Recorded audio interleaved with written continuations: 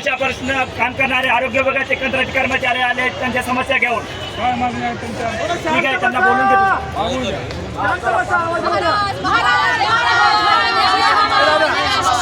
महाराज, आम्ही कंत्राटी कर्मचारी आहोत.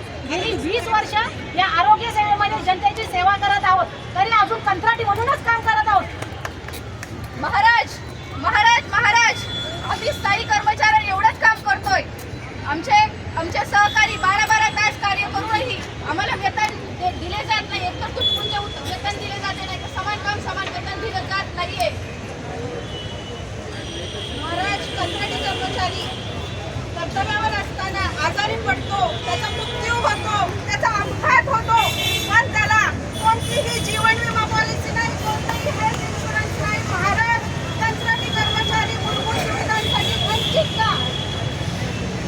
महाराज कोरोनामध्ये अख्खा भारत थांबला. आम्ही आमच्या घराची पर्वा नाही केली, आम्ही आमच्या घरच्याची पर्वा नाही केली, स्वतःच्या जीवाची पर्वा नाही केली. 100% आरोग्य सेवा दिली, तरी त्यातून का कंत्राटी? हा का? आम्हाला न्याय द्या महाराज, न्याय द्या.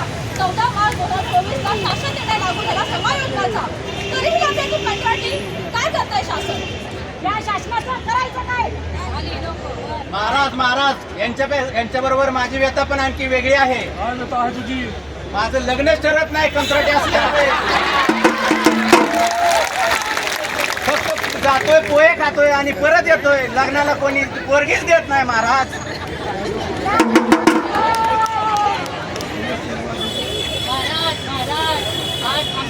आज आमची व्यथा म्हणजे ही वर्तमान आणि भविष्य काळाची कोणालाही चिंता नाहीये. हे सरकार कधी आमच्याकडे लक्ष देणार? भविष्य निर्माण निधी कधी चालू करणार? महाराज सांगा महाराज. महाराज न्याय हवा.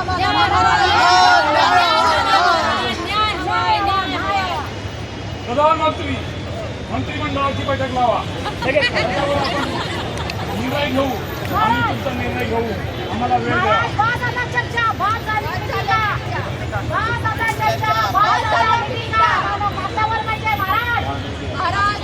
बस करा आता ह्या सगळ्या टाइमपास.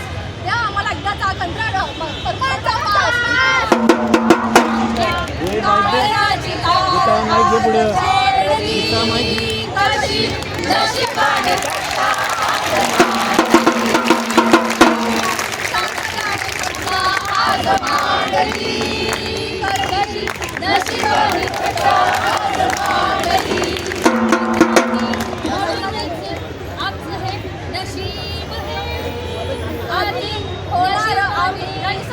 परमनंट हो.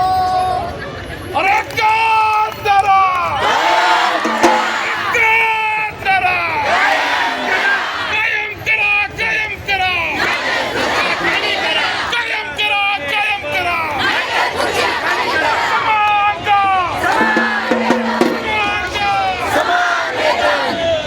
चला, धन्यवाद सगळ्यांचा.